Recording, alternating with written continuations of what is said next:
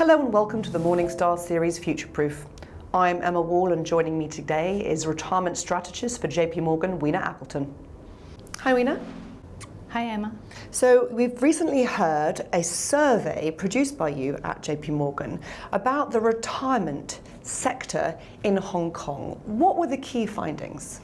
Sure, so we interviewed 500 people in Hong Kong recently, and what we found was people are generally quite comfortable and confident about achieving their retirement goals, and 7 out of 10 people have already started saving and investing for retirement, which is a positive thing, very encouraging. That said, there are 3 key findings that we'd like to share more with you today. Number 1 is Hong Kong people are not saving enough compared to what they want to save to maintain their lifestyle in retirement.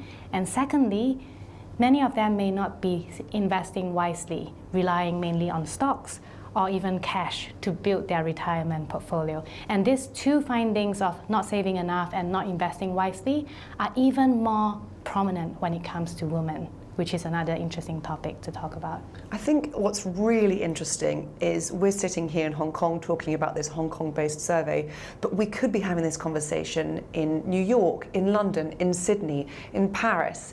You know, these are traits that are seen across the developed world of, you know, people not saving enough, being over-reliant on cash, and having a disconnect between the expectation of their requirements in retirement and the reality. So firstly, let's have a talk about cash, because that really is a theme that we've seen across the world. Why are people so over-reliant on cash? Yeah, and you're absolutely right. From the surveys that we found and done across different countries around the world, a big thing that we have found out. And if you look at the real return for cash, it's either negative or very low. And yet, if we look at the average household in Asia, more than 40% of their assets are in cash. And in Hong Kong, we're talking about the inflation of about 3%.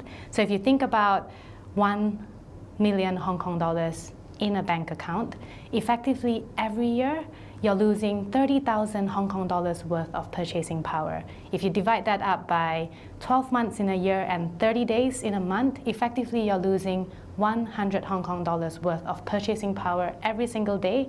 That's a nice lunch, like nice dim sum, even in Hong Kong, right? And yet people are feeling that, oh, maybe it's safe, it's not as volatile, and really putting over-reliance on cash, exactly the point that you're mentioning. But to invest wiser, it's important to look across over to different asset classes. If you look at equities, diversified portfolio, or even bond, the real return is much more attractive compared to cash. And that is something that people should look to put their money to work and invest to grow the portfolio that they need for their retirement. And that's where I think they should be looking at. And they can afford to do this in terms of the risk they can take on when it's saving for retirement. I understand if you have a 1-year, 2-year, even 3-year goal when it comes financial, be it a holiday or a house purchase, you may want to remain cautious. You may want to keep things in cash because of the capital preservation element. But retirement, you're looking at a multi-decade saving horizon. And so therefore you can afford to weather the ups and downs that equities may have in order to get the end result of that better return in the long term. You're absolutely right, and people may not necessarily think about it because for your longer term goals, in a way you've got much higher capacity to take on risks, and because of that you really should be taking advantage of the time that you have to put your money to work hard for you and make sure that you're not the only one doing all the heavy lifting yourself and just having to save more and more, because effectively if you compare saving in cash versus putting your money to work for whatever retirement nest egg that you want, it could mean having to save a lot more, 2 times, 3 times, 4 times more for your retirement. So it's important to definitely get invested. And let's talk then quickly about the disconnect between reality and expectation.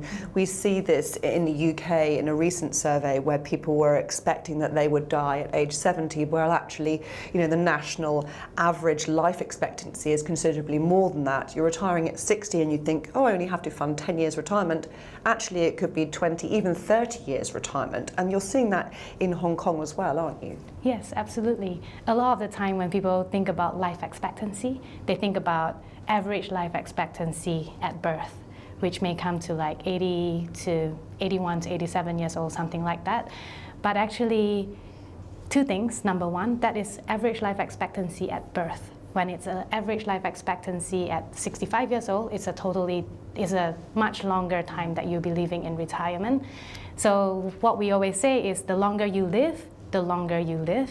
One thing. The second thing is that average life expectancy means that there's still a 50% chance that you will live longer than that age. So it is definitely important to plan for at least 30 years in retirement. And if we look at across different countries, the probability of a couple living beyond 90 years old is about 40-50%.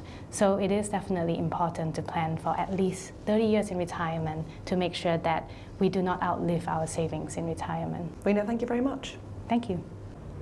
This is Emma Wall for Morningstar. Thank you for watching.